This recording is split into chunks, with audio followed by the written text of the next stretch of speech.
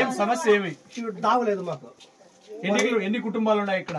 ఇక్కడ 45 దాకా ఉన్నాయి. 45 కుటుంబాలు ఉన్నాయి. 45 దాకా ఆ పల్లి కూడా ఆ పల్లి కూడా ఇదారనే వాళ్ళు 60 కుటుంబాలు ఉందా, వాళ్ళు కూడా ఇదారనే పోతారు. వాళ్ళు ఏమంటారు తిరగబడతారు. అంటే దారి ఇట్లా ఎంత వరకు పోతుంది? ఇది సత్తిపల్లికి పోతుంది. అంటే ఎప్పటి నుంచి ఉంది దారి? ఎప్పటి నుంచి చూడాలి మినహాయింపు దారేనా ఇది? ఎప్పుడు మళ్ళీ ఇప్పుడు ఏమి ఆ దారి ఎందుకు లేదు? కాలు దాకా ఉన్నది, కాలు దాకా కూడా అంట. ఎవరంటే పక్క పొలం వాళ్ళు చెప్తారు మీకు దారి లేదంటే. జన్మభూమిలో ఒకప్పుడు ఈ పక్క రోడ్డు వేసుకున్నాము. జన్మభూమిలో అప్పుడు టీడీపీ గవర్నమెంట్ లో ఈ పక్క మట్టి తీసి దాని మీద వేసి అప్పుడు చేసింటారులే. అవునులే, జన్మభూమిలో అధికారులు కూడా వచ్చి నెత్తిన పెట్టుకుని మట్టి వేసి ఫోటోలు దిగి అప్పటి నుంచి అట్లా ఉన్నది. అట్లేదు ఇష్టపండి ఒడ్డిపల్లి కూడా చూడు, ఇట్లా చూడు ఇష్టపండి అంట. ఇప్పుడు మీకు దారి కావాలా? ప్రధానమైన సమస్య దారి కావాలి. దారి ఇంకా ఏం సమస్య? దారి నీళ్ళతో కూడా చాలా ఇబ్బంది. నీళ్ళు అంటే ఇప్పుడు తాగడానికి నీళ్లు లేవా? నీళ్ళు ఇప్పుడే ఉన్నాయి, పెద్దగా రాలా. హ్యాండ్ బోరా లేకపోతే బోర్ ఉంది? బోర్ ఉంది. కుళాయిలు ఉన్నాయా? ఇంటింటికి కుళాయిలు ఉన్నాయా? ట్యాంక్ కట్టినారా? ఏంటి పరిస్థితి? నీళ్ళు రావడం ఎక్కడ నీళ్ళు ఎక్కడ ఎంత కొద్దిగా ఒక ఇంచి ఆ ఇంచి వస్తాయి అంతే. ఎక్కడ కుళాయిలకు వస్తున్నాయా? 5-6 కుళాయిలకు వస్తే ఎక్కడ పోయి పట్టుకుంటాం. తర్వాత ఏం సమస్య? గుడి తర్వాత మెయిన్ రావులగూడి దారి బోరు చాలా మంది ఉంటారు నా పల్లె. ఏమి భూములు లేని వాళ్ళు చాలా మంది ఉన్నారు. సాగు భూములు లేని వాళ్ళు చాలా మంది ఉన్నారు. అందరికి కూడా సాగు భూములు కావాలి. ప్రధానమైంది సాగు భూములు కావాలి. భూమి కావాలి. చాలా మంది కుటుంబాలు లేదు. ఇంతకుముందు రాజశేఖర రెడ్డి గారు ముఖ్యమంత్రిగా ఉన్నప్పుడు 5 విడతలు 6 విడతలు 7 విడతలు భూ పంపిణీ చేసినారు. ఈ 7 విడతల భూ పంపిణీలో కూడా ఎక్కడ ఇప్పటి వరకు కనీసం దళితులందరూ కూడా అప్పుడు ఇచ్చినామని చెప్పినారు. ఆ ఇచ్చిన భూములు కూడా గుట్టలు తర్వాత కొండలు చూస్తే మాత్రం అవి తీసుకుపోతే అవి ఉన్నాయి. కాబట్టి మనము తర్వాత వచ్చిన వైఎస్ఆర్సీపీ గవర్నమెంట్ ని కూడా అడిగినాం, అయ్యా పేదవాళ్ళు ఉన్నారు, అసైన్మెంట్ కమిటీనే జరగలేదు స్వామి, అందరికి భూములు ఇస్తే పేదరికం పోవాలంటే ఖచ్చితంగా భూమి ఉంటే దున్నుకుని ఏదో బతుకు పంటలు పెట్టుకుంటారని చెప్పి అడిగినాం. ఇలా ఇప్పుడు ఇచ్చిన ఈ ప్రభుత్వం కూటమి ప్రభుత్వం అయినా ఆ వైపున ఆలోచన చేసి ఇలా ఖచ్చితంగా సాగు భూములు లేదని చెప్పి మేము కమ్యూనిస్ట్ పార్టీగా అడుగుతా ఉన్నాం. ప్రతి కుటుంబానికి కూడా ఎస్సీ ఎస్టీలు ప్రతి కుటుంబానికి కూడా ఎస్సీ ఎస్టీ బీసీ మైనారిటీ కుటుంబాలు 3 ఎకరాలు సాగు భూమి ఇవ్వండి. అదే విధంగా ఎవరైతే పేదోళ్ళు ఉన్నారో వాళ్ళు ఇంటి స్థలం ఇవ్వండి. అదే ఇల్లు కట్టుకోవడానికి కూడా 5 లక్షలు ఇవ్వండి అని చెప్పి అడుగుతా ఉన్నాం. 5 లక్షలు ఎందుకు అడుగుతామంటే గత కాంగ్రెస్ ప్రభుత్వం వైఎస్ఆర్ కాంగ్రెస్ ప్రభుత్వంలో కూడా చెప్పినాం. జగనన్న మీకు చెప్పింటారు, వినింటారు మీరు కూడా, అయ్యా మేము ఇండ్లు కాదు ఊర్లు కడతామని చెప్పినాడు జగనన్న. అబ్బా ఇంకేముంది మాకు ఊర్లు కడతానంటే అబ్బా ఊర్లలో మేము హ్యాపీగా ఉండొచ్చు, మా ఇంట్లోకి మేము ఫ్యాన్ వేసుకొని కూర్చోవచ్చు అనుకున్నారు. కానీ జగనన్న ఏం చేసినాడు? వచ్చిన తర్వాత 1.5 సెంటు ఇచ్చినాడు. ఆ 1.5 సెంటు యాడిచ్చినాడు తెలిసిన? ఎక్కడైతే వాగు ఉంటుందో, ఎక్కడైతే గుట్టు ఉంటుందో, ఎక్కడైతే ఉండడానికి వీలు లేకుండా ఉంటుందో అక్కడ మాత్రమే ఇచ్చినాడు. విలువైన భూములు, ప్రభుత్వ భూములు ఎవడైతే పలుకుబడి కలిగిన వ్యక్తి, ఎవడైతే అధికారం కలిగిన వ్యక్తి వాడిది కబ్జా చేసుకుని వాని పేరుతో పట్టా చేసుకున్నాడు. కానీ పేదోడు ఇంటికి వచ్చేసరికి ఆడికి పోయింది, వాగుకు పోయింది, వంకకు పోయింది, గుట్టకు పోయింది.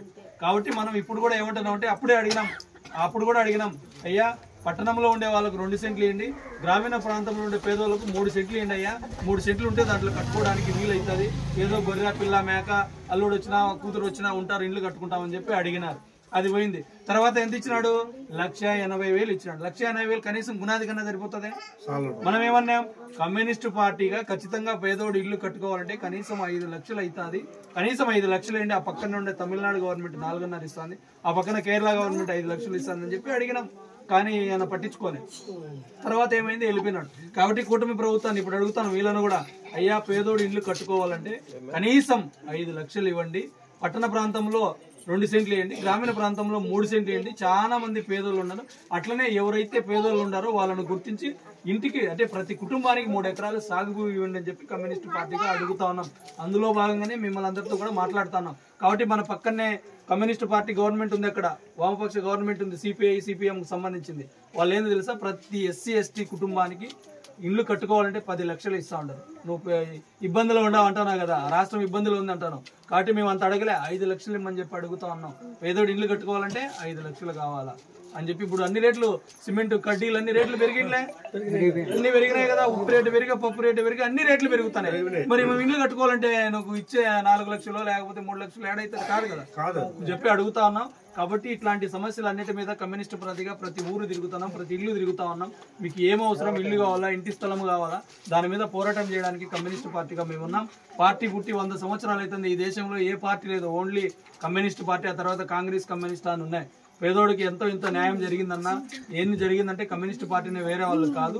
ఇప్పుడు కూడా ఆ వైపున మనం ప్రతి ఇంటికి తిరిగి మీకు ఏం సమస్యలు ఉన్నాయో ఆ సమస్యలు తెలుసుకొని సంబంధిత ఎంఆర్ఓ ఆఫీసా ఎంపీడీఓ ఆఫీసా పోయి మనం కొట్లాడి పేద ప్రజలకు న్యాయం చేయడానికి కమ్యూనిస్ట్ పార్టీగా ఉన్నాం. నా పేరు సిద్దిగాళ్ళ శ్రీనివాసులు, నేను రాయచోటి నియోజకవర్గ కార్యదర్శి. మీకు ఎప్పుడు ఏ సమస్య ఉన్నా కూడా నాకు ఫోన్ చేయండి, నేను వస్తాం, మీ సమస్య మీద మాట్లాడతాం. మాకు డబ్బులు అవసరం లేదు.